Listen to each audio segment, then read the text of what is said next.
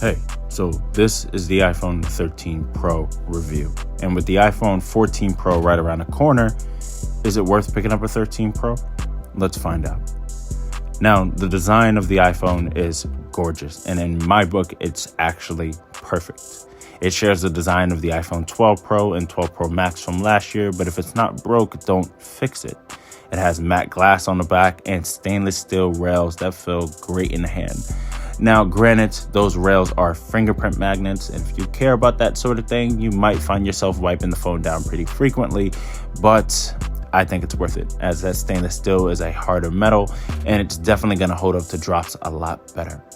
It's IP67 water and dust resistant, so you can get caught in the rain and be fine, and the cameras are tucked away in that top left corner of the device, which in my book looks really good. A+ for the design. Now, the front of the phone matters just as much as the back, right? And on the front, there's a 6.1-inch OLED display that refreshes at 120 hertz. It has HDR plus support, and on top of that, it has Apple's scratch-resistant ceramic glass. Performance is great, just like on any new iPhone, with Apple's A15 Bionic chip, 6 gigs of RAM, in which they conveniently don't list on their website, and a 3,095 milliamp hour battery, which, while we're at it, talking about battery life, it definitely doesn't last as long as the 13 Pro Max, but the 13 Pro you can definitely get a day out of. Typically, I would use it pretty much all day, and by the time 5, 6, 7 o'clock comes, I might be at 30%, but that's enough to get me home for the rest of the day, which is, perfectly fine. So the camera systems are the exact same between the 13 Pro and the 13 Pro Max, and that's something that I touched on in my 13 Pro Max 4 review.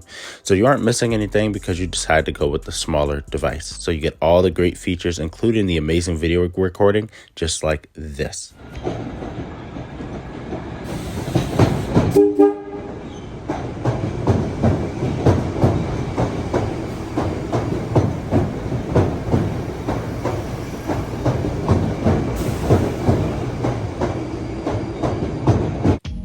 The iPhone 13 Pro has an amazing camera setup on the back of it.